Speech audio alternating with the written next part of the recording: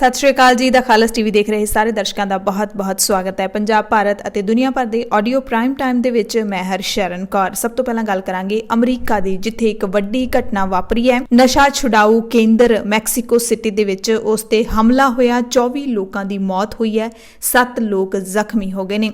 Mexico दे विच नशा मुक्ति केंद्र दे विच कुछ बंदूकधारी हमलावरां ने गोलीबारी की अते 24 लोग थां ते ही भुन दिते गए। 7 लोग जख्मी हालत दे विच हस्पताल दे विच दाखिल ने। नशा मुक्ति केंद्र कहंदे रजिस्टर्ड भी नहीं सी। यह हमला इरापोतो शहर दे विच होया मैक्सीको दे। पुलिस मुताबिक 7 जख्मी लोगों विचों 3 दी हालत भी गंभीर बनी हुई है। हाले तक हमलावर भी पुलिस दे हथ नहीं आए ने। घटना दे कारणों का भी पता नहीं लग सकिया। पंजाब भारत ते दुनिया भर दी कोरोना वायरस अपडेट तुहानूं दसांगे, पर दस दईए कि अहम खबरां ने जिहड़ियां पंजाब दीयां उन्हां दी असीं गल करांगे। श्री अकाल तख्त साहिब दे कार्यकारी जथेदार ने दलित सिख भाईचारे दे हक विच की अहम ऐलान कीते ने।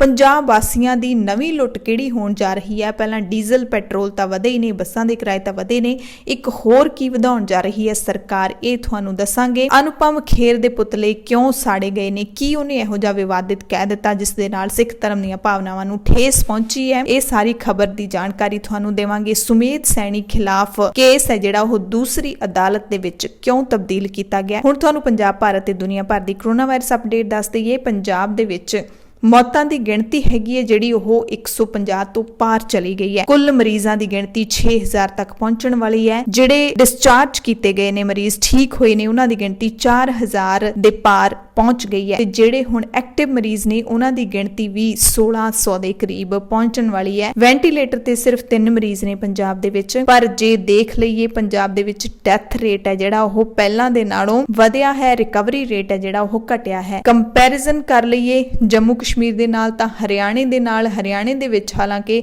हालात खराब हैगे ने। जम्मू कश्मीर इन्ना वड्डा सूबा है पर उत्थे जिहड़ा हालात ठीक ने पंजाब दे कंपैरिजन। पूरे भारत दी गल कर लईए तां ICMR कहंदी है कि 1 जुलाई तक भारत विच कुल 90 ਲੱਖ ਤੋਂ ਵਧੇਰੇ कोविड-19 ਦੇ ਟੈਸਟ ਨੇ ਜਿਹੜੇ ਉਹ ਹੋ ਚੁੱਕੇ ਨੇ। ਭਾਰਤ ਦੇ ਵਿੱਚ 6 ਲੱਖ ਤੋਂ ਪਾਰ ਪਹੁੰਚ ਗਈ ਹੈ कोविड-19 ਦੇ ਮਰੀਜ਼ਾਂ ਦੀ ਗਿਣਤੀ। ਇੱਕ ਦਿਨ ਵਿੱਚ 18102 ਨਵੇਂ ਕੇਸ ਸਾਹਮਣੇ ਆਏ ਨੇ।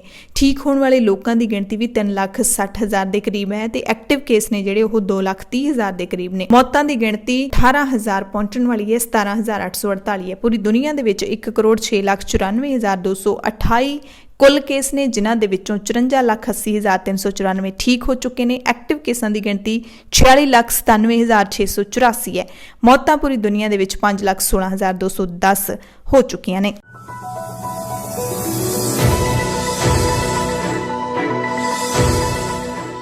पंजाब ਦੀਆਂ खास खबरां ਦੇ ਵਿੱਚ ਸਭ ਤੋਂ ਪਹਿਲਾਂ ਤੁਹਾਨੂੰ ਦੱਸਾਂਗੇ ਕਿ ਪੰਜਾਬ ਸਰਕਾਰ ਤੁਹਾਨੂੰ ਰਾਹਤ ਦੇਣ ਨਹੀਂ ਜਾ ਰਹੀ ਬਲਕਿ ਤੁਹਾਨੂੰ ਲੁੱਟਣ ਜਾ ਰਹੀ ਹੈ। ਪਹਿਲਾਂ ਪੈਟਰੋਲ ਡੀਜ਼ਲ ਕੇਂਦਰ ਵੱਲੋਂ ਵਧਾਇਆ ਜਾ ਰਿਹਾ ਹੈ, ਫਿਰ ਪੰਜਾਬ ਸਰਕਾਰ ਨੇ ਬੱਸਾਂ ਦੇ ਕਿਰਾਏ ਵਧਾਤੇ ਤੇ ਹੁਣ ਜ਼ਮੀਨ ਜਾਇਦਾਦ ਦੀਆਂ ਰਜਿਸਟਰੀਆਂ ਤੇ ਲੱਗਣ ਵਾਲੀ ਸਟੈਂਪ ਡਿਊਟੀ ਨੂੰ ਪੰਜਾਬ ਸਰਕਾਰ ਵੱਲੋਂ ਵਧਾਏ ਜਾਣ ਤੇ ਵਿਚਾਰ ਕੀਤਾ ਜਾ ਰਿਹਾ ਹੈ। ਹਾਲਾਂਕਿ ਪੰਜਾਬ ਦੀ ਜਿਹੜੀ ਮੌਜੂਦਾ ਕਾਂਗਰਸ ਸਰਕਾਰ ਹੈ, ਸੱਤਾ ਵਿੱਚ ਆਉਣ ਤੋਂ ਬਾਅਦ ਰਜਿਸਟਰੀਆਂ ਦੀ ਸਟੈਂਪ ਡਿਊਟੀ 9% ਤੋਂ ਘਟਾ ਕੇ 6% ਕਰ ਦਿੱਤੀ ਸੀ। ਪਰ ਆਰਥਿਕ ਮੰਦੀ ਦੇ ਚੱਲਦਿਆਂ ਹੁਣ ਪੰਜਾਬ ਸਰਕਾਰ ਇਸ ਫੈਸਲੇ ਤੇ ਮੁੜ ਵਿਚਾਰ ਕਰਨ ਜਾ ਰਹੀ ਹੈ। ਮਾਲ ਵਿਭਾਗ ਮੰਤਰੀ ਗੁਰਪ੍ਰੀਤ ਸਿੰਘ ਕਾਂਗੜ ਨੇ ਕਿਹਾ ਕਿ ਕਰੋਨਾ ਮਹਾਮਾਰੀ ਕਰਕੇ ਸੂਬਾ ਸਰਕਾਰ ਨੂੰ ਆਰਥਿਕ ਘਾਟੇ ਦਾ ਸਾਹਮਣਾ ਕਰਨਾ ਪੈ ਰਿਹਾ ਹੈ, ਇਸ ਕਰਕੇ ਸਟੈਂਪ ਡਿਊਟੀ ਨੂੰ ਵਧਾਏ ਜਾਣ ਤੇ ਵਿਚਾਰ ਚੱਲ ਰਹੀ ਹੈ। ਦੇਖੋ ਕਿੰਨੀ ਗਲਤ ਗੱਲ ਹੈ ਕਿ ਸਰਕਾਰ ਨੂੰ ਜੇ ਘਾਟਾ ਪੈ ਰਿਹਾ ਹੈ ਤਾਂ ਉਸ ਘਾਟੇ ਨੂੰ ਤੁਹਾਡੀ ਜੇਬ 'ਚੋਂ ਪੂਰਾ ਕੀਤਾ ਜਾਊਗਾ, ਤੁਹਾਡੀ ਜੇਬ ਤੇ ਡਾਕਾ ਮਾਰਿਆ ਜਾਊਗਾ।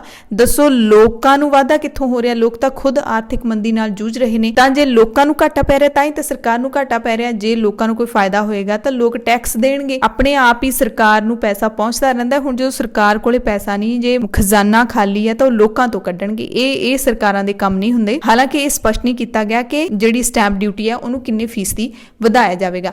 ਦੂਸਰੀ ਖਬਰ ਸ਼੍ਰੀ ਅਕਾਲ ਤਖਤ ਸਾਹਿਬ ਦੇ ਕਾਰਜਕਾਰੀ ਜਥੇਦਾਰ ਗਿਆਨੀ ਹਰਪ੍ਰੀਤ ਸਿੰਘ ਦੇ ਇੱਕ ਅਹਿਮ ਐਲਾਨ ਦੇ ਨਾਲ ਜੁੜੀ ਹੋਈ ਹੈ।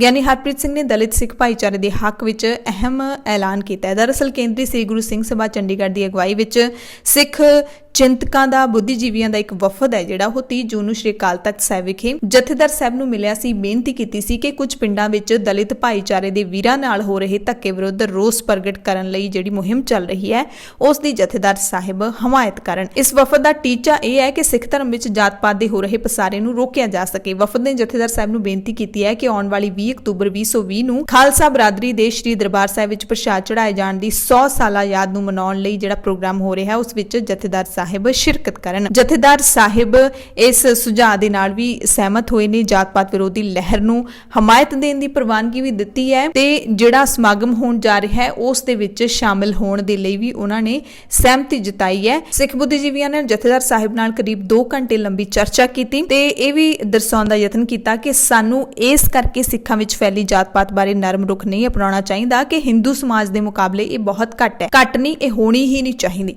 ਜਾਤ-ਪਾਤ ਨੂੰ ਕਿਸੇ ਵੀ ਸੂਰਤ ਵਿੱਚ ਪ੍ਰਵਾਨਗੀ ਨਹੀਂ ਦੇਣੀ ਚਾਹੀਦੀ। ਇਸ ਤੇ ਸਖਤ ਰੁਖ ਹੈ ਜਿਹੜਾ ਉਹ ਅਪਣਾਇਆ ਜਾਣਾ ਚਾਹੀਦਾ। ਜਥੇਦਾਰ ਸਾਹਿਬ ਨੇ ਇਸ ਨੂੰ ਪ੍ਰਵਾਨ ਕੀਤਾ। ਜਥੇਦਾਰ ਸਾਹਿਬ ਵਫਦ ਦੇ ਸੁਝਾਅ ਨਾਲ ਵੀ ਸਹਿਮਤ ਹੋਏ ਕਿ ਸ਼੍ਰੀ ਗੁਰੂ ਤੇਗ ਬਹਾਦਰ ਸਾਹਿਬ ਦੇ ਆਉਣ ਵਾਲੇ 400 ਸਾਲਾ ਸ਼ਤਾਬਦੀ ਪੁਰਬ ਨੂੰ ਰੰਗਰੇਟੇ ਗੁਰੂ ਕੇ ਬੇਟੇ ਅਤੇ ਸਿੱਖਾਂ ਵਿੱਚ ਜਾਤ-ਪਾਤ ਨੂੰ ਖਤਮ ਕਰਨ ਦੀ ਇੱਕ ਮੁਹਿੰਮ ਦੇ ਵਜੋਂ ਮਨਾਇਆ ਜਾਵੇ। ਅਗਲੀ ਖਬਰ ਬਾਲੀਵੁੱਡ ਅਦਾਕਾਰ ਅਨੁਪਮ ਖੇਰ ਦੇ ਨਾਲ ਜੁੜੀ ਹੋਈ ਹੈ, ਜਿਹੜੇ ਕਿ ਬਹੁਤ ਹੀ ਸਰਕਾਰ ਪੱਖੀ ਮੰਨੇ ਜਾਂਦੇ ਨੇ। ਮੌਜੂਦਾ ਸਰਕਾਰ ਜਿਹੜੀ ਬੀਜੇਪੀ ਦੀ ਸਰਕਾਰ ਹੈ ਉਸ ਦੀ ਖੁੱਲੇ ਤੌਰ ਤੇ ਹਮਾਇਤ ਕਰਦੇ ਨੇ। ਅਨੁਪਮ ਖੇਰ ਨੇ ਇੱਕ ਵਿਵਾਦਿਤ ਟਵੀਟ ਕੀਤਾ ਤੇ ਇਸ ਟਵੀਟ ਦੇ ਨਾਲ ਉਹਨਾਂ ਨੇ ਬੀਜੇਪੀ ਦੇ ਬੁਲਾਰੇ ਸੰਬਿਤ ਪਾਤਰਾ ਨੂੰ ਟੈਗ ਕੀਤਾ ਸੀ, ਯਾਨੀ ਕਿ ਸੰਬਿਤ ਪਾਤਰਾ ਬਾਰੇ ਕਿਹਾ ਸੀ ਸਵਾ ਲੱਖ ਸੇ ਇੱਕ ਬਿੜਾ ਨੂੰ। ਸੰਬਿਤ ਪਾਤਰਾ ਨੇ ਇੱਕ ਟੀਵੀ ਚੈਨਲ ਦੇ ਨਾਲ ਡਿਸਕਸ਼ਨ ਕੀਤੀ ਸੀ। ਉਸ ਦੇ ਵਿੱਚ ਪੱਤਰਕਾਰ ਨੂੰ ਉਹਨਾਂ ਨੇ ਕਾਫੀ ਜਿਹੜਾ ਹੈ ਦਬਾਅ ਵਾਲੇ ਸ਼ਬਦ ਨੇ ਜਿਹੜੇ ਵਰਤੇ ਸੀਗੇ, ਉਸ ਕਰਕੇ ਅਨੁਪਮ ਖੇਰ ਨੇ ਉਸ ਨੂੰ ਅਪਲੋਡ ਕੀਤਾ ਸੀਗਾ। ਸੋ ਜਦੋਂ ਇਹ ਟਵੀਟ ਸਾਹਮਣੇ ਆਇਆ ਤਾਂ ਇਸ ਦੀ ਬਹੁਤ ਨਿੰਦਾ ਹੋਣ ਲੱਗੀ। ਸਿੱਖ ਭਾਈਚਾਰੇ ਨੇ ਵਿਰੋਧ ਕੀਤਾ, ਜਿਸ ਤੋਂ ਬਾਅਦ ਚੰਡੀਗੜ੍ਹ ਵਿੱਚ ਯੂਥ ਕਾਂਗਰਸ ਵੱਲੋਂ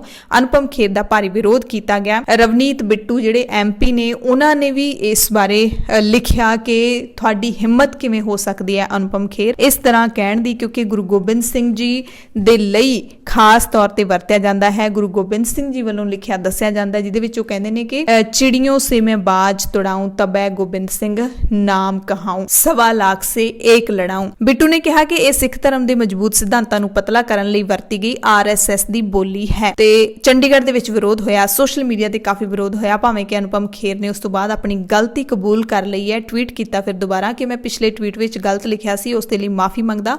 ਹਾਲਾਂਕਿ ਟਵੀਟ ਹਟਾਇਆ ਨਹੀਂ ਅਨੁਪਮ ਖੇਰ ਨੇ। ਜੇ ਗਲਤੀ ਹੋਈ ਹੈ ਤਾਂ ਉਸ ਟਵੀਟ ਨੂੰ ਹਟਾਉਣਾ ਚਾਹੀਦਾ ਸੀ, ਕਿਉਂਕਿ ਉਹ ਟਵੀਟ ਲਗਾਤਾਰ ਲਾਈਕ ਹੋ ਰਿਹਾ ਹੈ, ਸ਼ੇਅਰ ਹੋ ਰਿਹਾ ਹੈ। ਉਸ ਟਵੀਟ ਨੂੰ ਹਟਾਇਆ ਜਾਣਾ ਚਾਹੀਦਾ ਸੀ, ਤਾਂ ਹੀ ਮਾਫੀ ਹੈ ਜਿਹੜੀ ਉਹ ਸਹੀ ਤਰੀਕੇ ਨਾਲ ਬਣ ਸਕਦੀ ਸੀ। ਪਰ ਸਵਾਲ ਉੱਠਦਾ ਹੈ ਕਿ ਪੰਜਾਬ ਨਾਲ ਸੰਬੰਧਿਤ ਹੋਣ ਕਰਕੇ ਸਿੱਖ ਧਰਮ ਤੋਂ ਚੰਗੀ ਤਰ੍ਹਾਂ ਜਾਣੂ ਨੇ ਉਹਨਾਂ ਦੀ ਪਤਨੀ ਕਿਰਨ ਖੇਰ ਹੈ। ਇਸ ਦੇ ਬਾਵਜੂਦ ਵੀ ਗੁਰੂ ਸਾਹਿਬਾਨ ਨਾਲ ਸੰਬੰਧਿਤ ਤੁਕਾਂ ਬਾਰੇ ਗਲਤ ਲਿਖਣਾ ਸਿੱਖ ਭਾਵਨਾਵਾਂ ਦਾ ਮਜ਼ਾਕ ਉਡਾਉਣਾ ਮੰਨਿਆ ਗਿਆ। ਨਵਜੋਤ ਸਿੰਘ ਸਿੱਧੂ ਦੀ ਕੈਬਨਿਟ ਵਿੱਚ ਵਾਪਸੀ ਹੋ ਸਕਦੀ ਹੈ। ਪੰਜਾਬ ਕੈਬਨਿਟ ਦੇ ਵਿੱਚ ਕੈਪਟਨ ਸਾਹਿਬ ਕਹਿੰਦੇ ਸਿੱਧੂ ਨੂੰ ਕੈਬਨਿਟ ਦੇ ਵਿੱਚ ਲੈਣ ਲਈ ਤਿਆਰ ਨੇ। ਸੂਤਰਾਂ ਦੇ ਮੁਤਾਬਿਕ ਇਹ ਜਾਣਕਾਰੀ ਮਿਲੀ ਹੈ। ਹਾਲਾਂਕਿ ਕੈਪਟਨ ਨੇ ਕੁਝ ਸਮਾਂ ਪਹਿਲਾਂ ਵੀ ਸਪਸ਼ਟ ਕੀਤਾ ਸੀ ਕਿ ਸਿੱਧੂ ਦੀ ਪਾਰਟੀ ਵਿੱਚ ਜ਼ਿੰਮੇਵਾਰੀ ਨੂੰ ਕਾਂਗਰਸ ਹਾਈ ਕਮਾਨ ਵੱਲੋਂ ਹੀ ਤੈਅ ਕੀਤਾ ਜਾਵੇਗਾ। ਮਿਲੀ ਜਾਣਕਾਰੀ ਮੁਤਾਬਿਕ ਸਿੱਧੂ ਨੂੰ ਬਿਜਲੀ ਮਹਿਕਮਾ ਸੌਂਪਿਆ ਜਾ ਸਕਦਾ ਹੈ। ਹਾਲਾਂਕਿ ਪਹਿਲਾਂ ਜਦੋਂ ਸੌਂਪਿਆ ਜਾਣਾ ਸੀ ਉਦੋਂ ਸਿੱਧੂ ਨੇ ਨਾ ਕਰ ਦਿੱਤੀ ਸੀ। ਅਗਲੀ ਖਬਰ ਪੰਜਾਬ ਦੇ ਸਾਬਕਾ ਵਿਵਾਦਿਤ DGP ਸੁਮੇਧ ਸੈਣੀ ਦੇ ਨਾਲ ਜੁੜੀ ਹੋਈ ਹੈ। 29 ਸਾਲ ਪੁਰਾਣੇ ਮਾਮਲੇ ਦੇ ਵਿੱਚ ਬਲਵੰਤ ਸਿੰਘ ਮੁਲਤਾਨੀ ਨੂੰ ਅਗਵਾ ਕਰਨ ਦਾ ਤੇ ਉਸ ਤੋਂ ਬਾਅਦ ਲਾਪਤਾ ਕਰਨ ਦਾ, ਕਤਲ ਕਰਨ ਦਾ ਮਾਮਲਾ ਇਸ ਦੇ ਵਿੱਚ ਕੜਿੱਕੀ ਵਿੱਚ ਫਸੇ ਹੋਏ ਨੇ। ਸੁਮੇਧ ਸੈਣੀ ਇਹਨਾਂ ਦੇ ਖਿਲਾਫ ਪਰਚਾ ਦਰਜ ਹੋਇਆ, ਅਪਰਾਧਿਕ ਕੇਸ ਦਰਜ ਹੋਇਆ ਤੇ ਹੁਣ ਕੇਸ ਦੂਸਰੀ ਅਦਾਲਤ ਦੇ ਵਿੱਚ ਤਬਦੀਲ ਕਰ ਦਿੱਤਾ ਗਿਆ। ਮੋਹਾਲੀ ਦੇ ਜ਼ਿਲ੍ਹਾ ਤੇ ਸੈਸ਼ਨ ਜੱਜ RS ਰਾਏ ਨੇ ਪੰਜਾਬ ਸਰਕਾਰ ਦੀ ਦਲੀਲ ਨਾਲ ਸਹਿਮਤੀ ਪ੍ਰਗਟ ਕਰਦੇ ਹੋਏ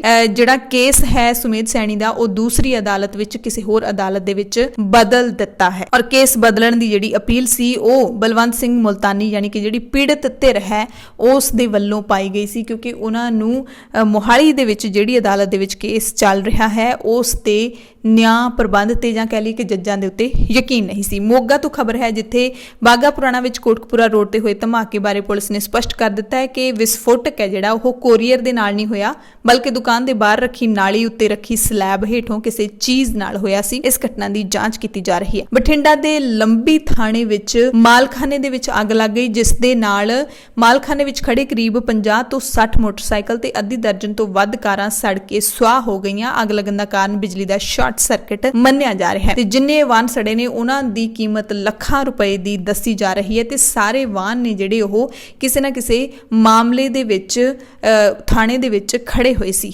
ਮੋਗਾ ਤੋਂ ਖਬਰ ਹੈ ਜਿੱਥੇ ਦਿੱਲੀ ਹਾਰਟ ਇੰਸਟੀਚਿਊਟ ਅਤੇ ਸੁਪਰ ਸਪੈਸ਼ਲਿਟੀ ਦੇ ਵਿੱਚ ਮਰੀਜ਼ ਦੀ ਮੌਤ ਤੋਂ ਨਾਰਾਜ਼ ਵਾਰਸਾਂ ਨੇ ਹਸਪਤਾਲ ਦੇ ਵਿੱਚ ਪ੍ਰਦਰਸ਼ਨ ਪ੍ਰਦਰਸ਼ਨ ਕੀਤਾ। ਮ੍ਰਿਤਕ ਬਲਵਿੰਦਰ ਸਿੰਘ 43 ਸਾਲ ਦਾ ਸੀ, ਪਿੰਡ ਕੋਰੇਵਾਲਾ ਖੁਰਦ ਦਾ ਰਹਿਣ ਵਾਲਾ ਸੀ, ਮੋਗਾ 'ਚ ਪੱਲੇਦਾਰੀ ਦਾ ਕੰਮ ਕਰਦਾ ਸੀ। ਕਹਿੰਦੇ ਨੇ ਕਿ ਤੁਰ ਕੇ ਇਹ ਹਸਪਤਾਲ ਦੇ ਵਿੱਚ ਗਿਆ ਸੀ, ਠੀਕ ਠਾਕ ਗੱਲਾਂ ਕਰ ਰਿਹਾ ਸੀ, ਪਰ ਇਸ ਦੀ ਲਾਸ਼ ਬਾਹਰ ਆਈ ਹੈਗੀ ਹੈ। ਮ੍ਰਿਤਕ ਦੇ ਵਾਰਸਾਂ ਨੇ ਡਾਕਟਰ ਦੀ ਅਣਗਹਿਲੀ ਕਾਰਨ ਮਰੀਜ਼ ਦੀ ਹੋਈ ਮੌਤ ਦਾ ਦੋਸ਼ ਲਾਇਆ ਹੈਗਾ। ਕਹਿੰਦੇ ਨੇ ਕਿ ਡਾਕਟਰ ਦੀ ਮੌਜੂਦਗੀ ਵਿੱਚ ਨਰਸਿੰਗ ਸਟਾਫ ਵੱਲੋਂ ਟੀਕਾ ਲਾਉਣ ਤੋਂ ਬਾਅਦ ਮਰੀਜ਼ ਦੀ ਮੌਤ ਹੋਈ ਹੈ। ਵਾਰਸ ਨੇ ਜਿਹੜੇ ਵੱਡੀ ਗਿਣਤੀ ਵਿੱਚ ਪਹੁੰਚੇ, ਉਹਨਾਂ ਨੇ ਪ੍ਰਦਰਸ਼ਨ ਕੀਤਾ। ਹਾਲਾਂਕਿ ਹਸਪਤਾਲ ਪ੍ਰਬੰਧਕ ਨੇ ਜਿਹੜੇ ਉਹਨਾਂ ਨੇ ਕਿਸੇ ਵੀ ਅਣਗਹਿਲੀ ਦੇ ਦੋਸ਼ਾਂ ਨੂੰ ਨਕਾਰਦਿਆਂ ਸਫਾਈ ਦਿੱਤੀ ਕਿ ਮਰੀਜ਼ ਦੀ ਸ਼ੂਗਰ ਘਟ ਗਈ ਸੀ, ਉਸ ਨੂੰ ਡ੍ਰਿਪ ਰਾਹੀਂ ਦਵਾਈ ਦੇਣ ਲਈ ਬਾਂਹ ਤੇ ਸੂਈ ਲਾਈ ਜਾ ਰਹੀ ਸੀ, ਇਸੇ ਦੌਰਾਨ ਮਰੀਜ਼ ਦੀ ਮੌਤ ਹੋ ਗਈ। ਸੋ ਇਹ ਅਣਗਹਿਲੀ ਨਹੀਂ ਹੈਗੀ ਤਾਂ ਹੋਰ ਕੀ ਹੈ। ਇਹ ਹੈ ਜਿਹੜਾ ਸਿਹਤ ਕਰਮੀਆਂ ਤੇ ਵੀ ਸਵਾਲ ਉੱਠਦੇ ਨੇ, ਕਈ ਵਾਰੀ ਜਿਹੜੇ ਪ੍ਰਾਈਵੇਟ ਡਾਕਟਰ ਨੇ ਉਹਨਾਂ ਤੇ ਅਕਸਰ ਹੀ ਸਵਾਲ ਉੱਠਦੇ ਰਹਿੰਦੇ ਨੇ।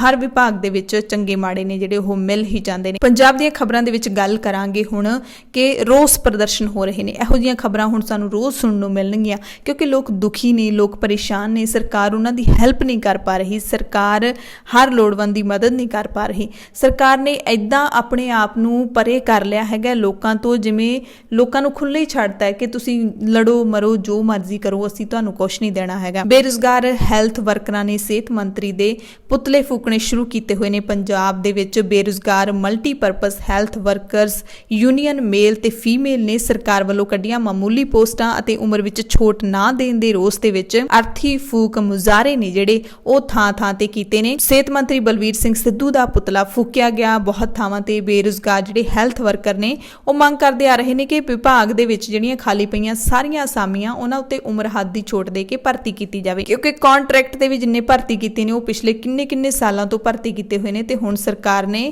ਹੈਲਥ ਵਰਕਰ ਮੇਲ ਦੀਆਂ 200 ਤੇ ਫੀਮੇਲ ਦੀਆਂ ਮਹਿਜ਼ 600 ਅਸਾਮੀਆਂ ਦੀ ਬਿਨਾਂ ਉਮਰ ਹੱਦ ਛੋਟ ਦਿੱਤੇ ਮਨਜ਼ੂਰੀ ਦਿੱਤੀ ਹੈ, ਜਦਕਿ ਪੂਰੇ ਪੰਜਾਬ ਦੇ ਵਿੱਚ 4000 ਵਰਕਰ ਮੇਲ ਅਤੇ 10000 ਵਰਕਰ ਫੀਮੇਲ ਨੇ ਜਿਹੜੇ ਉਹ ਕੋਰਸ ਪਾਸ ਕਰਕੇ ਬੇਰੁਜ਼ਗਾਰ ਹੀ ਘੁੰਮ ਰਹੇ ਨੇ। ਪੰਜਾਬ ਦੇ ਵਿੱਚ ਰੂਰਲ ਫਾਰਮਾਸਿਸਟ ਵੀ ਲਗਾਤਾਰ ਹੜਤਾਲ ਕਰ ਰਹੇ ਨੇ। ਸੂਬਾਈ ਹੜਤਾਲ ਉਹਨਾਂ ਦੀ ਅੱਜ 14ਵੇਂ ਦਿਨ ਦੇ ਵਿੱਚ ਪਹੁੰਚ ਗਈ ਹੈ। 14 ਸਾਲ ਤੋਂ ਠੇਕੇ ਤੇ ਨਿਗੂਣੀਆਂ ਤਨਖਾਹਾਂ ਨਾਲ ਸਾਰ ਰਹੇ ਨੇ ਇਹ ਪੂਰੇ ਪੰਜਾਬ ਦੇ ਵਿੱਚ 1186 ਰੂਰਲ ਫਾਰਮਾਸਿਸਟ। ਇਹਨਾਂ ਨੇ ਕਰੋਨਾ ਐਮਰਜੈਂਸੀ ਡਿਊਟੀਆਂ ਦਾ ਬਾਈਕਾਟ ਕਰਕੇ ਸੂਬੇ ਭਰ ਵਿੱਚ ਧਰਨੇ ਮੁਜ਼ਾਹਰੇ ਸ਼ੁਰੂ ਕੀਤੇ ਨੇ। ਜਥੇਬੰਦੀ ਨੇ 4 ਜੁਲਾਈ ਨੂੰ ਪੰਜਾਬ ਨੂੰ 3 ਜ਼ੋਨਾਂ ਵਿੱਚ ਵੰਡ ਕੇ ਧਰਨੇ ਮੁਜ਼ਾਹਰੇ ਕਰਨ ਦਾ ਫੈਸਲਾ ਲਿਆ ਹੈਗਾ। ਇਸ ਦੌਰਾਨ ਮੁੱਖ ਮੰਤਰੀ ਦੇ ਹਲਕੇ ਪਟਿਆਲਾ ਸਮੇਤ ਪੰਚਾਇਤ ਮੰਤਰੀ ਤੇ ਵਿੱਤ ਮੰਤਰੀ ਦੇ ਹਲਕਿਆਂ ਵਿੱਚ ਧਰਨੇ ਮੁਜ਼ਾਹਰੇ ਤੇ ਪ੍ਰਦਰਸ਼ਨ ਕੀਤੇ ਜਾਣਗੇ। ਹੁਣ ਕਿਸਾਨਾਂ ਦੀ ਗੱਲ ਕਰ ਲਈਏ ਤਾਂ ਕੇਂਦਰ ਦੀ ਗੂੰਗੀ ਬੋਲੀ ਸਰਕਾਰ ਨੂੰ ਜਗਾਉਣ ਦੇ ਲਈ ਪੈਟਰੋਲ ਤੇ ਡੀਜ਼ਲ ਦੀਆਂ ਨਿੱਤ ਵਧ ਰਹੀਆਂ ਕੀਮਤਾਂ ਨੂੰ ਘੱਟ ਕਰਨ ਦੀ ਮੰਗ ਦੇ ਵਿੱਚ ਵੱਖ-ਵੱਖ ਥਾਵਾਂ ਤੇ ਪੰਜਾਬ ਦੇ ਵਿੱਚ ਰੋਸ ਪ੍ਰਦਰਸ਼ਨ ਹੋਏ, ਰੋਸ ਵਿਖਾਵੇ ਹੋਏ। ਅੰਮ੍ਰਿਤਸਰ, ਤਰਨਤਾਰਨ, ਗੜਸ਼ੰਕਰ ਤੇ ਫਗਵਾੜਾ ਦੇ ਵਿੱਚ ਪ੍ਰਦਰਸ਼ਨਕਾਰੀਆਂ ਨੇ ਕਈ ਥਾਵਾਂ ਤੇ ਖਾਲੀ ਸਿਲੰਡਰ ਚੁੱਕੇ ਹੋਏ ਸੀ। ਮੋਦੀ ਸਰਕਾਰ ਖਿਲਾਫ ਨਾਅਰੇਬਾਜ਼ੀ ਕੀਤੀ। ਪਿਛਲੇ ਕੁਝ ਦਿਨਾਂ ਦੌਰਾਨ ਪੈਟਰੋਲੀਅਮ ਵਸਤੂਆਂ ਦਾ ਮੁੱਲ 20 ਰੁਪਏ ਲੀਟਰ ਤੱਕ ਵੱਧ ਗਿਆ, ਜੋ ਕਿ ਆਮ ਲੋਕਾਂ ਦੀ ਜੇਬ ਤੇ ਵਾਧੂ ਬੋਝ ਹੈ। ਇਹ ਆਪਾਂ ਨੂੰ ਸਭ ਨੂੰ ਪਤਾ ਹੈ ਤੇ ਸਭ ਨੂੰ ਇਸ ਦਾ ਵਿਰੋਧ ਹੈ ਜਿਹੜਾ ਉਹ ਕਰਨਾ ਚਾਹੀਦਾ ਹੈ। ਪੰਜਾਬੀ ਯੂਨੀਵਰਸਿਟੀ ਪਟਿਆਲਾ ਦਾ ਜਿਹੜਾ ਅਧਿਆਪਕ ਸੰਘ ਹੈ ਪੂਟਾ ਹੈ, ਉਸ ਦੇ ਵੱਲੋਂ ਵਾਈਸ ਚਾਂਸਲਰ ਦਫ਼ਤਰ ਅੱਗੇ ਮਹੀਨੇ ਤੋਂ ਚੱਲ ਰਿਹਾ ਧਰਨਾ ਲਗਾਤਾਰ ਜਾਰੀ ਹੈ। ਅਧਿਆਪਕਾਂ ਨੇ ਯੂਨੀਵਰਸਿਟੀ ਪ੍ਰਸ਼ਾਸਨ ਖਿਲਾਫ ਜ਼ਬਰਦਸਤ ਨਾਅਰੇਬਾਜ਼ੀ ਕੀਤੀ। ਰਜਿਸਟਰਾਰ ਦੇ ਨਾਮ ਚਿੱਠੀ ਲਿਖੀ ਹੈ। ਹੁਣ ਮੰਗ ਕੀਤੀ ਹੈ ਕਿ ਅਧਿਆਪਕਾਂ ਦੀਆਂ 4 ਮਹੀਨੇ ਦੀਆਂ GPF ਕਟੌਤੀਆਂ ਉਹਨਾਂ ਦੇ ਖਾਤਿਆਂ ਵਿੱਚ 10 ਦਿਨਾਂ ਦੇ ਅੰਦਰ ਪਾਈਆਂ ਜਾਣ। ਇਸ ਮਹੀਨੇ ਦੀ ਤਨਖਾਹ ਤੁਰੰਤ ਜਾਰੀ ਕੀਤੀ ਜਾਵੇ। ਪੈਨਸ਼ਨਰਜ਼ ਨੂੰ ਪੈਨਸ਼ਨ ਦਿੱਤੀ ਜਾਵੇ ਤੇ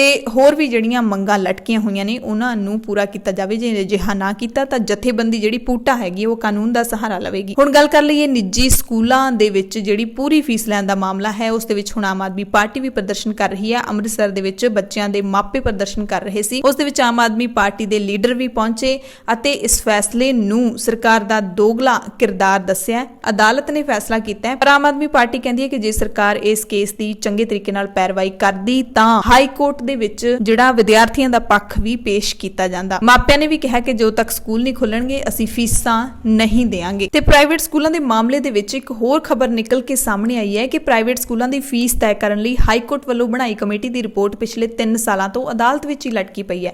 ਇੱਥੋਂ ਤੱਕ ਕਿ ਸਕੂਲਾਂ ਦੇ ਵੱਲੋਂ ਲਏ ਜਾਂਦੇ ਐਮਰਜੈਂਸੀ ਫੰਡ ਦਾ ਵੀ ਪਿਛਲੇ 4 ਸਾਲਾਂ ਤੋਂ ਇਸਤੇਮਾਲ ਨਹੀਂ ਕੀਤਾ ਗਿਆ। ਪਿਛਲੇ 4 ਸਾਲ ਤੋਂ ਐਮਰਜੈਂਸੀ ਫੰਡ ਦੇ ਨਾਂ ਤੇ ਪ੍ਰਾਈਵੇਟ ਸਕੂਲ ਫੀਸ ਵਸੂਲ ਰਹੇ ਨੇ ਤੇ ਹੁਣ ਜਦੋਂ ਮੌਕਾ ਆਇਆ ਤਾਂ ਸਕੂਲਾਂ ਵੱਲੋਂ ਇਸ ਦੀ ਵਰਤੋਂ ਹੀ ਨਹੀਂ ਕੀਤੀ ਗਈ। ਤੇ ਵੱਡੀ ਗੱਲ ਇਹ ਹੈ ਕਿ ਸਿੱਖਿਆ ਮੰਤਰੀ ਵਿਜੇ ਇੰਦਰ ਸਿੰਗਲਾ ਨੂੰ ਇਸ ਬਾਰੇ ਪਤਾ ਹੀ ਨਹੀਂ ਹੈ। ਫੀਸ ਨਿਰਧਾਰਿਤ ਕਰਨ ਲਈ ਕਮੇਟੀ ਨੇ 5500 ਪੰਨਿਆਂ ਦੀ ਰਿਪੋਰਟ ਦਾ ਸਾਰ ਪੰਜਾਬ ਸਿੱਖਿਆ ਵਿਭਾਗ ਨੂੰ ਸੌਂਪਿਆ ਸੀ, ਪਰ ਸਿੱਖਿਆ ਵਿਭਾਗ ਨੇ ਇਸ ਤੇ ਕੋਈ ਕਾਰਵਾਈ ਨਹੀਂ ਕੀਤੀ ਤੇ ਸਿੱਖਿਆ ਮੰਤਰੀ ਨੂੰ ਇਸ ਬਾਰੇ ਪਤਾ ਹੀ ਨਹੀਂ ਹੈ। ਤੇ ਜਿਹੜਾ ਐਮਰਜੈਂਸੀ ਫੰਡ ਲਿਆ ਜਾਂਦਾ ਹੈ ਉਹ ਐਮਰਜੈਂਸੀ ਦੇ ਵੇਲੇ ਜਦੋਂ ਪ੍ਰਾਈਵੇਟ ਸਕੂਲ ਨਹੀਂ ਵਰਤਣਗੇ ਤਾਂ ਕਦੋਂ ਵਰਤਣਗੇ, ਇਹ ਵੀ ਵੱਡੇ ਸਵਾਲ ਖੜੇ ਹੁੰਦੇ ਨੇ। ਪੰਜਾਬ ਦੀਆਂ ਖਬਰਾਂ 'ਚ ਜਾਂਦੇ ਤੁਹਾਨੂੰ ਦੱਸ ਦਈਏ, ਹੁਣੇ ਖਬਰ ਆਈ ਹੈ ਕਿ ਚੰਡੀਗੜ੍ਹ ਦੇ ਵਿੱਚ ਸਭ ਤੋਂ ਵੱਧ ਰਿਕਵਰੀ ਰੇਟ ਹੈ ਕੋਵਿਡ-19 ਦੇ ਮਰੀਜ਼ਾਂ ਦੇ ਠੀਕ ਹੋਣ ਦਾ, 82% ਹੈ। ਭਾਰਤ ਸਰਕਾਰ ਦੇ ਵੱਲੋਂ ਇੱਕ ਰਿਪੋਰਟ ਹੈ ਜਿਹੜੀ ਸਿਹਤ ਮੰਤਰਾਲੇ ਦੇ ਵੱਲੋਂ ਜਾਰੀ ਕੀਤੀ ਗਈ ਹੈ, ਜਿਹਦੇ ਵਿੱਚ ਭਾਰਤ ਵਿੱਚ ਕੋਵਿਡ-19 ਦੇ ਮਰੀਜ਼ਾਂ ਦਾ ਰਿਕਵਰੀ ਰੇਟ ਹੈ, ਠੀਕ ਹੋਣ ਦਾ ਜਿਹੜਾ ਰੇਟ ਹੈ ਉਹ ਤਕਰੀਬਨ 60% ਹੈ ਤੇ ਚੰਡੀਗੜ੍ਹ ਦੇ ਵਿੱਚ ਰਿਕਵਰੀ ਰੇਟ 82% ਹੈ। ਚੰਡੀਗੜ੍ਹ ਇਸ ਮਾਮਲੇ ਵਿੱਚ ਸਭ ਤੋਂ ਉੱਤੇ ਹੈ ਤੇ ਹੈਰਾਨੀ ਦੀ ਗੱਲ ਇਹ ਹੈ ਕਿ ਪੰਜਾਬ ਦਾ ਨਾਂ ਹੀ ਇਸ ਸੂਚੀ ਦੇ ਵਿੱਚ ਦਰਜ ਨਹੀਂ ਹੈ। ਪੰਜਾਬ ਸਰਕਾਰ ਦੇ 1 ਜੁਲਾਈ ਤੱਕ ਦੇ ਅੰਕੜੇ ਜੇ ਦੇਖ ਲਈਏ ਤਾਂ ਸੂਬੇ ਵਿੱਚ ਰਿਕਵਰੀ ਰੇਟ 70% ਹੈ, ਜੋ ਕਿ ਨੈਸ਼ਨਲ ਐਵਰੇਜ ਤੋਂ ਯਾਨੀ ਕਿ ਪੂਰੇ ਭਾਰਤ ਤੋਂ ਜ਼ਿਆਦਾ ਹੈਗਾ ਪੰਜਾਬ ਦੇ ਵਿੱਚ। ਜਾਂਦੇ ਇੱਕ ਹੋਰ ਖਬਰ ਦੱਸ ਦਈਏ ਕਿ ਭਾਰਤ ਦੇ ਵਿੱਚ ਟ੍ਰੇਨਾਂ ਦਾ ਨਿੱਜੀਕਰਨ ਕਰ ਦਿੱਤਾ ਗਿਆ। ਦੇਸ਼ ਦੇ ਵਿੱਚ ਅਪ੍ਰੈਲ 2023 ਤੱਕ ਪ੍ਰਾਈਵੇਟ ਰੇਲ ਗੱਡੀਆਂ ਸ਼ੁਰੂ ਹੋ ਜਾਣਗੀਆਂ। ਇਹਨਾਂ ਗੱਡੀਆਂ ਦੇ ਸਾਰੇ ਕੋਚ ਮੇਕ ਇਨ ਇੰਡੀਆ ਨੀਤੀ ਤਹਿਤ ਖਰੀਦੇ ਜਾਣਗੇ। ਇਹਦਾ ਖਬਰ ਦਾ ਮਤਲਬ ਇਹ ਹੈ ਕਿ ਹੁਣ ਜਿਵੇਂ ਪ੍ਰਾਈਵੇਟ ਜੈਟ ਹੁੰਦੇ ਨੇ, ਕੋਈ ਵੀ ਲੋਕ ਆਪਣੇ ਜੈਟ ਲੈ ਸਕਦੇ ਨੇ, ਨਿੱਜੀ ਜਹਾਜ਼ ਖਰੀਦ ਸਕਦੇ ਨੇ, ਉਵੇਂ ਨਿੱਜੀ ਟ੍ਰੇਨਾਂ ਵੀ ਤੁਸੀਂ ਖਰੀਦ ਸਕਦੇ ਹੋ। ਜੇ ਆਪਰੇਟਰਾਂ ਵੱਲੋਂ ਯਾਤਰੀ ਰੇਲ ਗੱਡੀਆਂ ਵਿੱਚ ਤੈਅ ਸਹੂਲਤਾਂ ਨਹੀਂ ਦਿੱਤੀਆਂ ਜਾਣਗੀਆਂ ਤਾਂ ਉਹਨਾਂ ਖਿਲਾਫ ਕਾਰਵਾਈ ਹੋਵੇਗੀ। ਕਿ ਤੁਸੀਂ ਆਪਣੀ ਟ੍ਰੇਨ ਹੈ ਜਿਹੜੀ ਨਿੱਜੀ ਉਹ ਖਰੀਦ ਕੇ ਚਲਾ ਸਕਦੇ ਹੋ, ਪਰ ਉਹਦੇ ਵਿੱਚ ਸਾਰੀਆਂ ਸਹੂਲਤਾਂ ਨੇ ਜਿਹੜੀਆਂ ਉਹ ਹੋਣੀਆਂ ਚਾਹੀਦੀਆਂ ਨੇ। ਯਾਤਰੀ ਰੇਲਾਂ ਵਿੱਚ ਪ੍ਰਾਈਵੇਟ ਹਿੱਸੇਦਾਰੀ ਸਿਰਫ 5% ਹੋਏਗੀ, ਇਸ ਦਾ ਰੇਲਵੇ ਨੇ ਐਲਾਨ ਕਰ ਦਿੱਤਾ ਹੈ।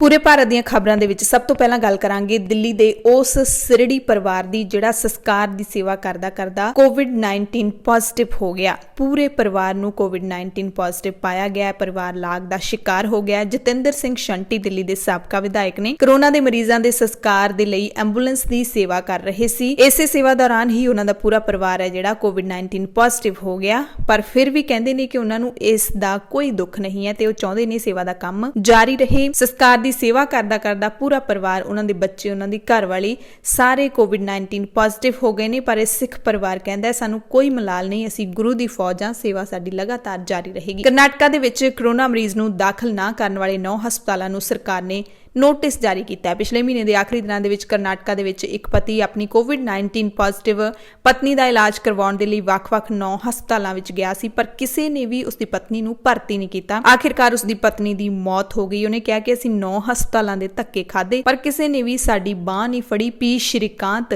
ਇਹਨਾਂ ਦਾ ਨਾਮ ਹੈ ਤੇ 17 ਜੂਨ ਨੂੰ ਉਹਨਾਂ ਦੀ 41 ਸਾਲ ਦੀ ਪਤਨੀ ਨੇ ਆਖਰੀ ਸਾਹ ਲੈ ਲਏ ਸੀ। ਇਹਨਾਂ 9 ਹਸਪਤਾਲਾਂ ਦੇ ਵਿੱਚ ਇੱਕ ਸਰਕਾਰੀ ਹਸਪਤਾਲ ਵੀ ਹੈ। ਕਰਨਾਟਕਾ ਸਰਕਾਰ ਨੇ ਸਾਰੇ ਹਸਪਤਾਲਾਂ ਨੂੰ ਕਾਰਨ ਦੱਸੋ ਨੋਟਿਸ ਜਾਰੀ ਕਰਕੇ ਇਲਾਜ ਤੋਂ ਮਨਾ ਕਰਨ ਦਾ ਕਾਰਨ ਵੀ ਪੁੱਛਿਆ। ਕਰਨਾਟਕਾ ਦੇ ਪ੍ਰਾਈਵੇਟ ਮੈਡੀਕਲ ਐਸਟੈਬਲਿਸ਼ਮੈਂਟ ਐਕਟ 2017 ਅਤੇ ਕਰਨਾਟਕਾ ਡਿਜ਼ਾਸਟਰ ਮੈਨੇਜਮੈਂਟ ਐਕਟ ਦੀਆਂ ਵਿਵਸਥਾਵਾਂ ਅਧੀਨ ਇਹ ਨੋਟਿਸ ਜਾਰੀ ਕੀਤੇ ਗਏ ਨੇ। ਐਕਟ ਤਹਿਤ ਕੋਈ ਵੀ ਨਿੱਜੀ ਹਸਪਤਾਲ ਕਿਸੇ ਕੋਵਿਡ-19 ਦੇ ਲੱਛਣਾਂ ਵਾਲੇ ਮਰੀਜ਼ ਦਾ ਇਲਾਜ ਕਰਨ ਤੋਂ ਮਨਾ ਨਹੀਂ ਕਰ ਸਕਦਾ। ਹਸਪਤਾਲਾਂ ਨੂੰ ਨੋਟਿਸ ਦਾ ਜਵਾਬ ਦੇਣ ਲਈ 24 ਘੰਟੇ ਦਾ ਸਮਾਂ ਦਿੱਤਾ ਗਿਆ। ਅਗਲੀ ਖਬਰ ਵੀ ਕਰਨਾਟਕਾ ਤੋਂ ਹੀ ਹੈ, ਜਿੱਥੇ ਸਰਕਾਰ ਨੇ ਜ਼ਿਲ੍ਹਿਆਂ ਦੇ ਸਿਹਤ ਵਿਭਾਗਾਂ ਨੂੰ MBBS ਡਾਕਟਰਾਂ ਨੂੰ ਕੰਟਰੈਕਟ ਤੇ ਭਰਤੀ ਕਰਨ ਦਾ ਅਧਿਕਾਰ ਦੇ ਦਿੱਤਾ ਹੈ। ਸਿਹਤ ਵਿਭਾਗ ਨੇ ਕੰਟਰੈਕਟ ਤੇ ਰੱਖੇ ਡਾਕਟਰਾਂ ਦੀ ਤਨਖਾਹ 45,000 ਪ੍ਰਤੀ ਮਹੀਨਾ ਤੋਂ ਵਧਾ ਕੇ 60,000 ਰੁਪਏ ਪ੍ਰਤੀ ਮਹੀਨਾ ਕਰ ਦਿੱਤੀ ਹੈ। ਜੇ ਆਪਾਂ ਪੰਜਾਬ ਦੀ ਗੱਲ ਕਰ ਲਈਏ, ਕਿਉਂਕਿ ਕੰਪੈਰੀਜ਼ਨ ਆਪਣੇ ਆਪ ਹੋ ਜਾਂਦਾ ਜਦੋਂ ਕੋਈ ਇਹੋ ਜਿਹੀ ਖਬਰ ਆਪਣੇ ਸਾਹਮਣੇ ਆਉਂਦੀ ਹੈ ਕਿ ਸਾਡੇ ਸੂਬੇ ਦੇ ਵਿੱਚ ਕੀ ਹੋ ਰਿਹਾ ਹੈ। ਅੱਜ ਹੀ ਕੁਝ ਜਿਹੜੇ ਸਿਹਤ ਕਰਮੀ ਨੇ ਉਹਨਾਂ ਦੇ ਨਾਲ ਗੱਲ ਹੋਈ ਹੈ, ਜਿਹੜੇ ਫਰੰਟ ਲਾਈਨ ਤੇ ਕੰਮ ਕਰ ਰਹੇ ਨੇ। ਤੁਸੀਂ ਹੈਰਾਨ ਹੋਵੋਗੇ, ਨਰੇਗਾ ਮਜ਼ਦੂਰਾਂ ਦੀ ਦਿਹਾੜੀ ਹੁੰਦੀ ਹੈ ਜਿੰਨੀ ਉਹਨਾਂ ਨੂੰ ਦਿੱਤਾ ਜਾਂਦਾ ਹੈ। 24 ਘੰਟੇ ਉਹਨਾਂ ਤੋਂ ਕੰਮ ਲਿਆ ਜਾਂਦਾ ਹੈ। ਕੋਵਿਡ-19 ਦੇ ਵਿੱਚ ਉਹਨਾਂ ਦੀਆਂ ਸਾਰੀਆਂ ਛੁੱਟੀਆਂ ਬੰਦ ਕਰ ਦਿੱਤੀਆਂ ਗਈਆਂ ਨੇ, ਨਾ ਸੰਡੇ ਨਾ ਗਜ਼ਟਡ ਛੁੱਟੀ, ਤੇ 24 ਘੰਟੇ ਕਦੋਂ ਵੀ ਉਹਨਾਂ ਨੂੰ ਕਿਤੇ ਵੀ ਭੇਜਿਆ ਜਾ ਸਕਦਾ ਹੈ। ਤਨਖਾਹ ਸੁਣ ਕੇ ਹੈਰਾਨ ਹੋਵੋਗੇ, ਸਿਰਫ 9,000, ਕਿਸੇ ਦੀ 7,000 ਹੈ, ਕਿਸੇ ਦੀ 9500 ਹੈ। ਔਰ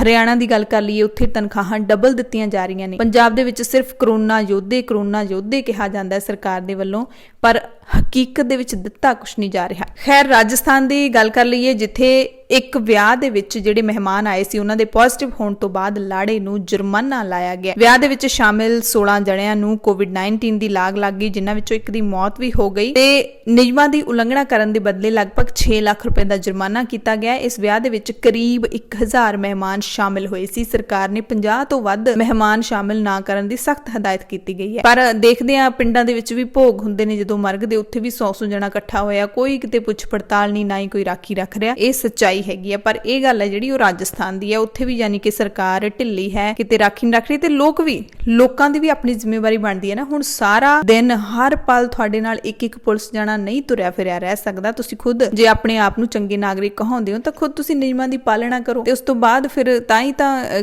ਕਈ ਵਾਰੀ ਹੁੰਦਾ ਕਿ ਸਰਕਾਰਾਂ ਅੱਕ ਜਾਂਦੀਆਂ ਨੇ ਜਦੋਂ ਇਹੋ ਜਿਹੇ ਲੋਕ ਨੇ ਜਿਹੜੇ ਅਣਗਹਿਲੀਆਂ ਕਰਦੇ ਨੇ। ਸੋ ਇਸ ਵਿਆਹ ਦੇ ਵਿੱਚ ਜਦੋਂ 15 ਜਣੇ ਜਿਹੜੇ ਹੈਗੇ ਨੇ COVID-19 ਪੋਜ਼ਿਟਿਵ ਪਾਏ ਗਏ ਨੇ, ਤਾਂ ਸਰਕਾਰ ਨੇ ਪਰਿਵਾਰ ਨੂੰ COVID-19 ਦੇ ਸ਼ਿਕਾਰ ਹੋਏ 15 ਮਹਿਮਾਨਾਂ ਦੇ ਇਲਾਜ ਦਾ ਅਤੇ ਲਗਭਗ 60 ਮਹਿਮਾਨਾਂ ਦੇ ਕੁਆਰੰਟੀਨ ਦਾ ਖਰਚਾ ਵੀ ਦੇਣ ਦਾ ਆਦੇਸ਼ ਦਿੱਤਾ ਹੈ। ਕੁਆਰੰਟੀਨ ਵਾਰਡ ਵਿੱਚ ਰਹਿ ਰਹੇ ਲੋਕਾਂ ਦੇ ਖਾਣੇ ਤੇ ਹੋਰ ਸਹੂਲਤਾਂ ਦਾ ਖਰਚਾ ਇਹਦੇ ਵਿੱਚ ਸ਼ਾਮਲ ਹੈ। ਹੁਣ ਗੱਲ ਕਰ ਲਈਏ ਯੋਗ ਗੁਰੂ ਬਾਬਾ ਰਾਮਦੇਵ ਨੇ ਜਿਹੜੀ ਕੋਰੋਨਲ ਦਵਾਈ COVID-19 ਦਾ ਇਲਾਜ ਕਹਿ ਕੇ ਬਣਾਉਣ ਦਾ ਦਾਅਵਾ ਕੀਤਾ ਸੀ, ਉਸ ਤੇ ਪਾਬੰਦੀ ਬਾਰੇ ਕੇਂਦਰ, ਉੱਤਰਾਖੰਡ ਸਰਕਾਰ ਤੇ ਪਤੰਜਲੀ ਨੂੰ ਨੋਟਿਸ ਦਿੱਤਾ ਗਿਆ ਹੈ। ਇੱਕ ਜਨਹਿਤ ਅਪੀਲ ਦੇ ਆਧਾਰ ਤੇ ਉੱਤਰਾਖੰਡ ਹਾਈ ਕੋਰਟ ਦੇ ਵੱਲੋਂ ਚੀਫ ਜਸਟਿਸ ਰਮੇਸ਼ ਰੰਗਾਨਾਥਨ ਅਤੇ ਜਸਟਿਸ ਰਮੇਸ਼ ਚੰਦਰ ਖੁਲਬੇ ਦੀ ਡਿਵੀਜ਼ਨ ਬੈਂਚ ਨੇ ਦਿਵਿਆ ਫਾਰਮੇਸੀ ਅਤੇ ਜੈਪੁਰ ਦੀ ਨਿਮਸ ਯੂਨੀਵਰਸਿਟੀ ਨੂੰ ਵੀ ਇਹ ਨੋਟਿਸ ਭੇਜਿਆ ਹੈ। ਜਿਹੜੀ ਦਿਵਿਆ ਫਾਰਮੇਸੀ ਹੈ ਉਹ ਵੀ ਪਤੰਜਲੀ ਦੀ ਹੀ ਹੈ, ਤੇ ਪਤੰਜਲੀ ਕੰਪਨੀ ਹੈ ਜਿਹੜੀ ਉਹਦਾ ਮਾਲਕ ਬਾਬਾ ਰਾਮਦੇਵ ਹੈ। ਸੁਪਰੀਮ ਕੋਰਟ ਨੇ 1984 ਸਿੱਖ ਨਸਲਕੁਸ਼ੀ ਦੇ ਦੋਸ਼ੀ ਤੇ 10 ਸਾਲ ਦੀ ਸਜ਼ਾ ਕੱਟ ਰਹੇ ਸਾਬਕਾ ਵਿਧਾਇਕ ਮਹਿੰਦਰ ਯਾਦਵ ਦੀ ਜ਼ਮਾਨਤ ਦੀ ਅਰਜ਼ੀ ਨੂੰ ਸੁਣਨ ਤੋਂ ਇਨਕਾਰ ਕਰ ਦਿੱਤਾ ਹੈ। ਯਾਦਵ ਨੇ ਦਾਅਵਾ ਕੀਤਾ ਸੀ ਕਿ COVID-19 ਪੋਜ਼ਿਟਿਵ ਪਾਏ ਜਾਣ ਕਾਰਨ ਉਹ ICU ਦੇ ਵਿੱਚ ਦਾਖਲ ਹੈ,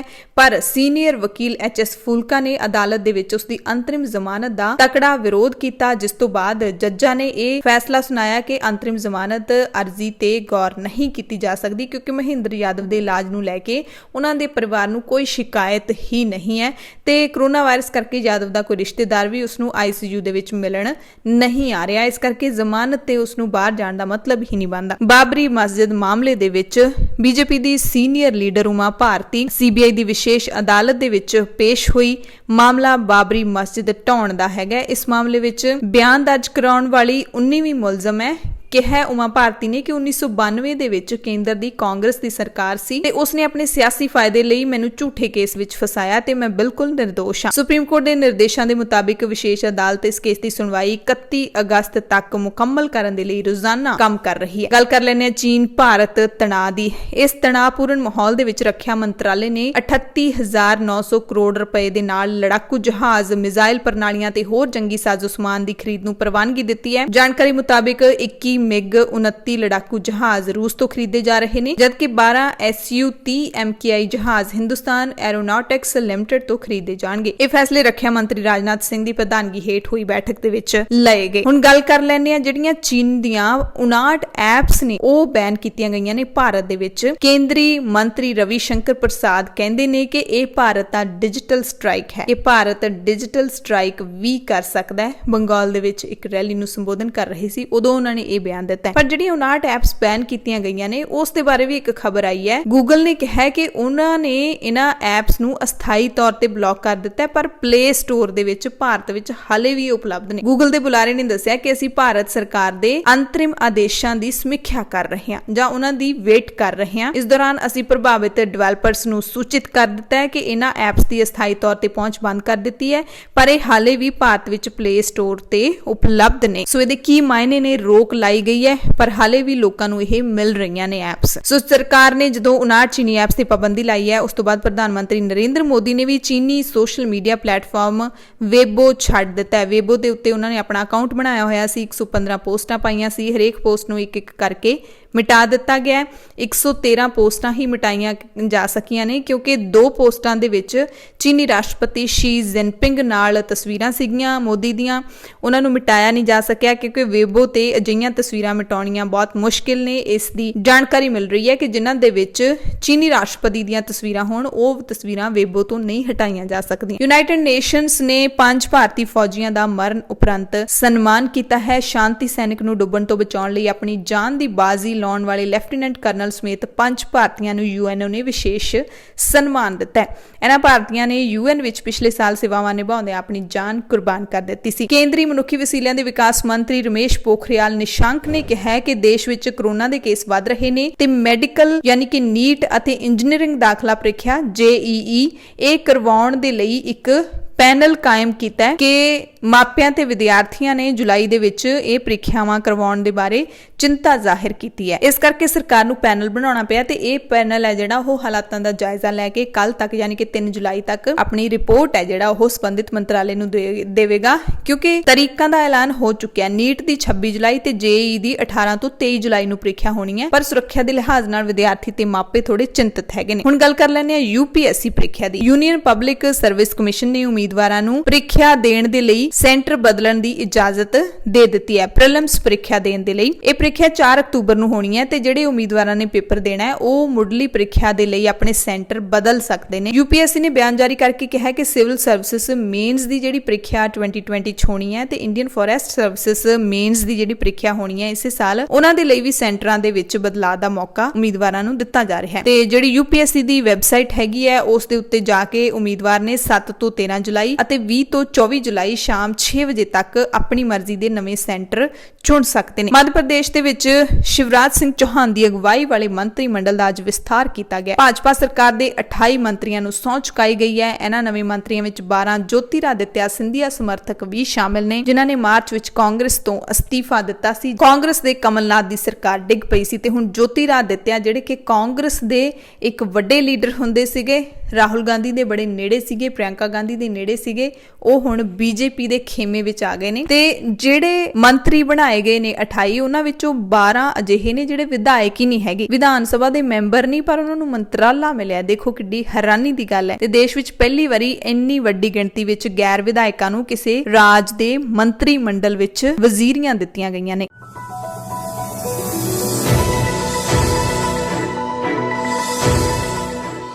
ਪੂਰੀ ਦੁਨੀਆ ਦੀਆਂ ਖਬਰਾਂ ਦੇ ਵਿੱਚ ਸਭ ਤੋਂ ਪਹਿਲੀ ਖਬਰ ਅਮਰੀਕਾ ਦੀ, ਜਿੱਥੋਂ ਦੇ ਰਾਸ਼ਟਰਪਤੀ ਡੋਨਾਲਡ ਟਰੰਪ ਹਮੇਸ਼ਾ ਹੁਣ ਤੱਕ ਮਾਸਕ ਵਿਰੋਧੀ ਰਹੇ ਨੇ, ਪਰ ਹੁਣ ਟਰੰਪ ਨੇ ਇਸ ਬਾਰੇ ਯੂ ਟਰਨ ਲੈਂਦਿਆਂ ਕਿਹਾ ਕਿ ਉਹ ਭੀੜ ਵਾਲੇ ਹਾਲਾਤਾਂ ਦੇ ਵਿੱਚ ਮਾਸਕ ਪਾਉਣਗੇ।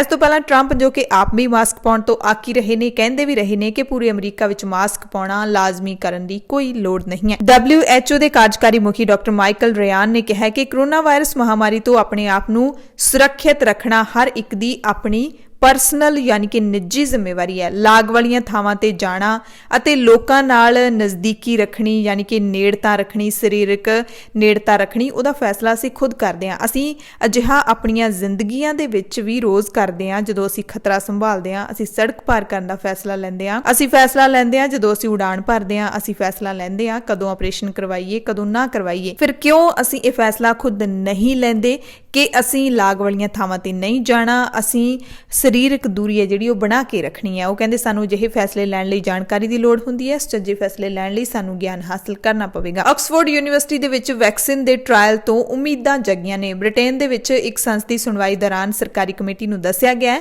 ਕਿ ਆਕਸਫੋਰਡ ਯੂਨੀਵਰਸਿਟੀ ਵਿੱਚ ਸੰਭਾਵੀ ਕੋਵਿਡ-19 ਵੈਕਸੀਨ ਦੇ ਟ੍ਰਾਇਲ ਦੇ ਹਾਂ ਪੱਖੀ ਨਤੀਜੇ ਮਿਲੇ ਨੇ। ਇਹ ਟ੍ਰਾਇਲ ਹੁਣ ਕਲੀਨਿਕਲ ਸਟੇਜ ਦੇ ਤੀਸਰੇ ਪੜਾਅ ਤੇ ਪਹੁੰਚ ਗਿਆ।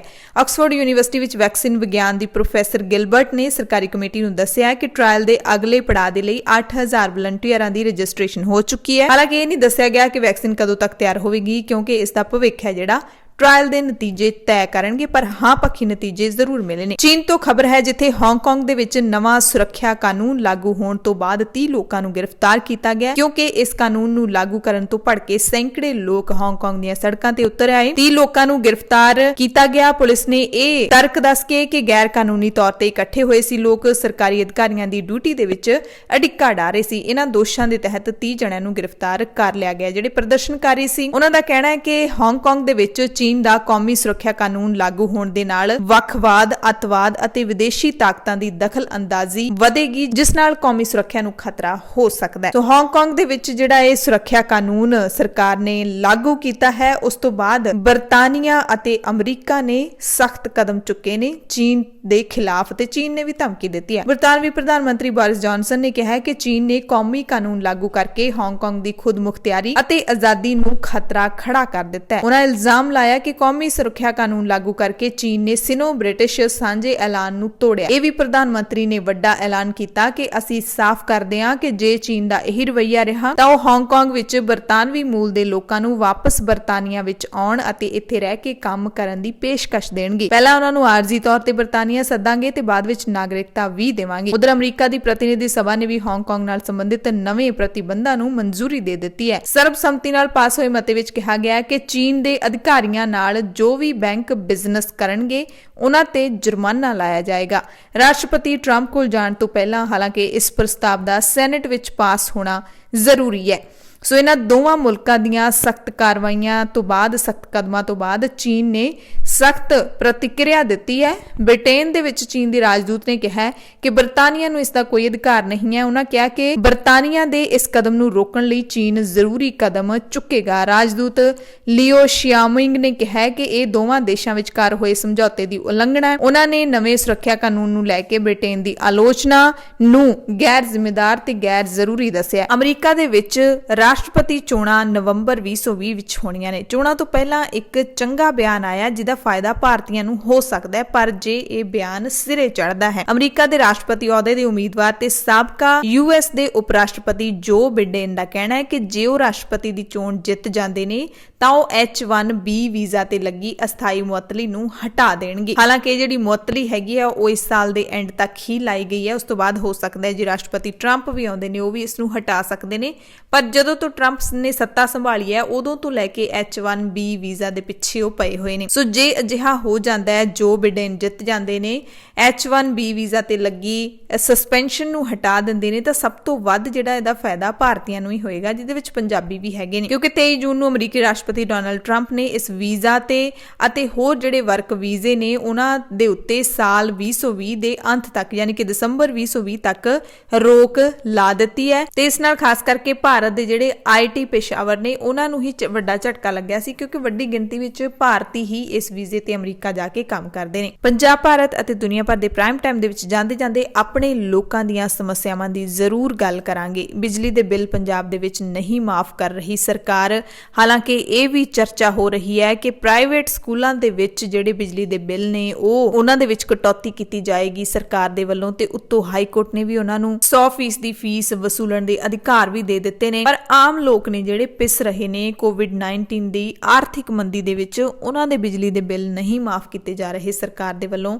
ਕਮ ਸੇ ਕਮ ਕੈਪਟਨ ਸਰਕਾਰ ਇਹ ਤਾਂ ਕਰ ਸਕਦੀ ਹੈ, ਲੋਕਾਂ ਦੇ ਜਿਹੜੇ ਫਾਲਤੂ ਦੇ ਖਰਚੇ ਨੇ, ਜਿਹੜੇ ਉਹਨਾਂ ਨੂੰ ਬਿੱਲ ਫਾਲਤੂ ਦੇ ਦੇਣੇ ਪੈ ਰਹੇ ਨੇ, ਜਿਹੜੀ ਚੀਜ਼ ਉਹਨਾਂ ਨੇ ਵਰਤੀ ਹੀ ਨਹੀਂ ਉਹ ਬਿੱਲ ਕਿਉਂ ਦੇਣੇ ਪੈਣ, ਜਿਸ ਚੀਜ਼ ਦੀ ਖਪਤ ਹੀ ਨਹੀਂ ਹੋਈ ਉਹ ਬਿੱਲ ਕਿਉਂ ਦੇਣੇ ਪੈਣ। ਬਿਜਲੀ ਦੀ ਖਪਤ ਹੋਈ ਹੈ, ਪਰ ਸਰਕਾਰਾਂ ਕਾਹਦੇ ਵਾਸਤੇ ਹੁੰਦੀਆਂ ਨੇ? ਸਰਕਾਰਾਂ ਇਸੇ ਕੰਮ ਹੀ ਆਉਂਦੀਆਂ ਨੇ ਕਿ ਜਿਹੜੇ ਐਮਰਜੈਂਸੀ ਫੰਡ ਰੱਖਦੀਆਂ ਨੇ ਸਰਕਾਰਾਂ, ਉਹਨਾਂ ਦੀ ਵਰਤੋਂ ਕਰਨ, ਉਹਨਾਂ ਨੂੰ ਵੰਡਣ ਜਦੋਂ ਲੋਕਾਂ ਨੂੰ ਲੋੜ ਹੋਵੇ। ਪਰ ਇੱਥੇ ਅਜਿਹਾ ਕੁਝ ਨਹੀਂ ਹੋ ਰਿਹਾ। ਕੈਨੇਡਾ, ਆਸਟ੍ਰੇਲੀਆ ਵਰਗੇ ਮੁਲਕਾਂ ਨਾਲ ਤੁਸੀਂ ਤੁਲਨਾ ਕਰਨ ਲੱਗ ਜਾਓਗੇ ਤਾਂ ਸ਼ਰਮ ਆਏਗੀ ਕਿ ਕਿਸ ਮੁਲਕ ਦੇ ਵਿੱਚ ਅਸੀਂ ਰਹਿ ਰਹੇ ਹਾਂ, ਸਾਡੀਆਂ ਸਰਕਾਰਾਂ ਕਿਹੋ ਜਿਹੀਆਂ ਨੇ। ਕਿਤੇ ਨਾ ਕਿਤੇ ਇਹ ਵੀ ਫਰਕ ਪੈਂਦਾ ਇਸ ਗੱਲ ਦਾ ਕਿ ਲੋਕ ਵੀ ਇੱਥੇ ਉਸ ਤਰੀਕੇ ਨਾਲ ਟੈਕਸ ਨਹੀਂ ਅਦਾ ਕਰਦੇ। ਜਦੋਂ ਲੋਕ ਸਰਕਾਰਾਂ ਨੂੰ ਨਹੀਂ ਦਿੰਦੇ ਤਾਂ ਸਰਕਾਰਾਂ ਕੀ ਦੇਣਗੀਆਂ? ਪਰ ਕਈ ਲੋਕ ਇਹ ਵੀ ਕਹਿੰਦੇ ਨੇ ਕਿ ਜੇ ਲੋਕ ਟੈਕਸ ਦੇ ਵੀ ਦੇਣ, 100% ਟੈਕਸ ਦੇਣ, ਫਿਰ ਵੀ ਸਰਕਾਰਾਂ ਨੇ ਲੋਕਾਂ ਨੂੰ ਕੁਝ ਨਹੀਂ ਦੇਣਾ। ਸਰਕਾਰ ਦਾ ਮਤਲਬ ਹੀ ਹੁੰਦਾ ਹੈ ਕਿ ਮੁਸ਼ਕਿਲ ਸਮੇਂ ਦੇ ਵਿੱਚ ਲੋਕਾਂ ਦੀ ਮਦਦ ਕਰਨੀ। ਲੋਕਡਾਊਨ ਪੰਜਾਬ ਦੇ ਵਿੱਚ ਲਾਇਆ ਜਾ ਰਿਹਾ ਹੈ, 2 ਦਿਨ ਦਾ ਜਾਂ ਕਹਿ ਲਈਏ ਕਿ 1.5 ਦਿਨ ਦਾ ਲੋਕਡਾਊਨ ਹੈ, ਬਾਕੀ ਸਾਰਾ ਟਾਈਮ ਖੁੱਲਾ ਹੈ। ਤਾਂ ਇਹ ਜਿਹੜੇ ਤਰਕ ਨੇ ਸਰਕਾਰ ਦੇ, ਇਹ ਸਮਝ ਨਹੀਂ ਆਉਂਦੇ। ਜਾਂ ਤਾਂ ਲੋਕਾਂ ਨੂੰ ਮੂਰਖ ਸਮਝਦੀ ਹੈ ਸਰਕਾਰ, ਜਾਂ ਫਿਰ ਸਰਕਾਰ ਦੇ ਕੋਲ ਸਹੀ ਫੈਸਲੇ ਲੈਣ ਵਾਲੇ ਮੰਤਰੀ ਨਹੀਂ ਹੈਗੇ, ਮੰਤਰਾਲੇ ਨਹੀਂ ਹੈਗੇ। ਕੋਵਿਡ-19 ਦੇ ਦੌਰ ਦੇ ਵਿੱਚ ਲੋਕਾਂ ਦੀ ਸੁਰੱਖਿਆ ਦੀ ਗੱਲ ਕਰ ਲਈਏ ਤਾਂ ਇਸ ਦਾ ਕਿਤੇ ਕੋਈ ਪਰਵਾਹ ਨਹੀਂ, ਕਿਤੇ ਕੋਈ ਖਿਆਲ ਨਹੀਂ ਰੱਖਿਆ ਜਾ ਰਿਹਾ। ਆਪਣਾ ਨਿੱਜੀ ਅਨੁਭਵ ਦੱਸਾਂ ਤਾਂ ਮੈਂ ਬੱਸ ਦਾ ਟਰੈਵਲ ਕੀਤਾ ਪਿਛਲੇ ਕਹਿ ਲਈਏ ਕਿ 110 ਦਿਨਾਂ ਦੇ ਬਾਅਦ, ਜਦੋਂ ਤੋਂ ਮਾਰਚ ਤੋਂ ਲੋਕਡਾਊਨ ਲੱਗਿਆ, ਕਰਫਿਊ ਲੱਗਿਆ, ਉਸ ਤੋਂ ਬਾਅਦ ਪਹਿਲੀ ਵਾਰੀ ਬੱਸ ਦਾ ਸਫ਼ਰ ਕੀਤਾ। ਚੰਡੀਗੜ੍ਹ ਤੋਂ ਚੜ੍ਹ ਕੇ ਮਾਨਸਾ ਦੇ ਵਿੱਚ ਪਹੁੰਚੇ ਤਾਂ ਰਾਹ ਦੇ ਵਿੱਚ ਨਾ ਤਾਂ ਚੜ੍ਹਨ ਲੱਗੇ ਕਿਸੇ ਨੇ ਕੋਈ ਪੁੱਛਗਿੱਛ ਕੀਤੀ, ਨਾ ਹੀ ਉਤਰਨ ਲੱਗੇ। ਕਿਸੇ ਨੇ ਨਹੀਂ ਪੁੱਛਿਆ ਕਿੱਥੋਂ ਤੁਸੀਂ ਆ ਰਹੇ ਹੋ, ਕਿੱਥੇ ਜਾ ਰਹੇ ਹੋ। ਕੋਈ ਇਸ ਤਰ੍ਹਾਂ ਦੀ ਜਿਹੜੀ ਸਾਵਧਾਨੀ ਹੈ ਕਿਤੇ ਨਹੀਂ ਵਰਤੀ ਜਾ ਰਹੀ। ਬੱਸਾਂ ਦੇ ਵਿੱਚ ਵੀ ਲੋਕ ਆਮ ਦੇ ਵਾਂਗੂ ਹੁਣ ਚੜ੍ਹ ਰਹੇ ਨੇ, ਕਿਉਂਕਿ 100% ਦੀ ਸਵਾਰੀਆਂ ਦੀ ਇਜਾਜ਼ਤ ਦੇ ਦਿੱਤੀ ਹੈ ਤਾਂ ਲੋਕਾਂ ਨੇ ਚੜ੍ਹਨਾ ਹੀ ਹੈ। ਖੜੇ ਵੀ ਹੁੰਦੇ ਨੇ ਲੋਕ। ਸੋ ਕੋਈ ਖਾਸ ਧਿਆਨ ਕਿਤੇ ਨਹੀਂ ਰੱਖਿਆ ਜਾਂਦਾ। ਕੋਈ ਸਿਹਤ ਮਹਿਕਮਾ ਤੁਹਾਨੂੰ ਘਰ 'ਚ ਆ ਕੇ ਨਹੀਂ ਪੁੱਛਦਾ ਕਿ ਤੁਸੀਂ ਕਿੱਥੋਂ ਆਏ ਹੋ, ਵਿਦੇਸ਼ 'ਚੋਂ ਆਏ ਹੋ। ਵਿਦੇਸ਼ 'ਚੋਂ ਕੋਈ ਬੰਦਾ ਆਇਆ, ਉਹਨੂੰ ਏਅਰਪੋਰਟ ਤੋਂ ਸਰਕਾਰ ਲਿਆਉਂਦੀ ਲਿਆਉਂਦੀ ਹੈ ਨਹੀਂ ਲਿਆਉਂਦੀ, ਕਿਉਂਕਿ ਬਹੁਤ ਸਾਰੇ ਲੋਕਾਂ ਦੀਆਂ ਕੁਐਰੀਜ਼ ਹੁੰਦੀਆਂ ਨੇ ਕਿ ਅਸੀਂ ਸਾਡੀ ਮਾਤਾ ਜਾਂ ਫਿਰ ਸਾਡਾ ਕੋਈ ਰਿਸ਼ਤੇਦਾਰ ਬਾਹਰੋਂ ਆ ਰਿਹਾ ਹੈ ਕਿ ਉਹਨਾਂ ਨੂੰ ਕਿੱਥੇ ਕੁਆਰੰਟਾਈਨ ਕੀਤਾ ਜਾਊਗਾ, ਉਹਨਾਂ ਨੂੰ ਕੌਣ ਲੈ ਕੇ ਆਊਗਾ ਪੰਜਾਬ ਜੇ ਉਹ ਦਿੱਲੀ ਉਤਰਦੇ ਨੇ। ਸੋ ਇਸ ਤਰ੍ਹਾਂ ਦੇ ਬਹੁਤ ਸਾਰੇ ਸਵਾਲ ਨੇ, ਕਿਤੇ ਕੋਈ ਕਲੈਰਿਟੀ ਨਹੀਂ ਹੈਗੀ। ਸੋ ਤੁਸੀਂ ਸਾਰੇ ਆਪਣਾ ਧਿਆਨ ਰੱਖਿਓ, ਜੂਝਣਾ ਪੈਣਾ ਹੈ ਇਸ ਸਮੇਂ ਦੇ ਨਾਲ, ਪਰ ਜਿੰਨਾ ਚਿਰ ਹੱਥ ਪੈਰ ਹੁੰਦੇ ਨੇ ਤੇ ਇਨਸਾਨ ਨੂੰ ਹਾਰ ਨਹੀਂ ਮੰਨਣੀ ਚਾਹੀਦੀ। ਸੋ ਸਾਵਧਾਨੀਆਂ ਦਾ ਧਿਆਨ ਜ਼ਰੂਰ ਰੱਖਿਓ, ਮਾਸਕ ਪਾ ਕੇ ਬਾਹਰ ਨਿਕਲਿਆ ਕਰੋ, ਹੱਥ ਲਗਾਤਾਰ ਧੋਂਦੇ ਰਹੋ ਤੇ ਲੋੜਵੰਦਾਂ ਦੀ ਮਦਦ ਜ਼ਰੂਰ ਕਰਦੇ ਰਹੋ। ਧੰਨਵਾਦ।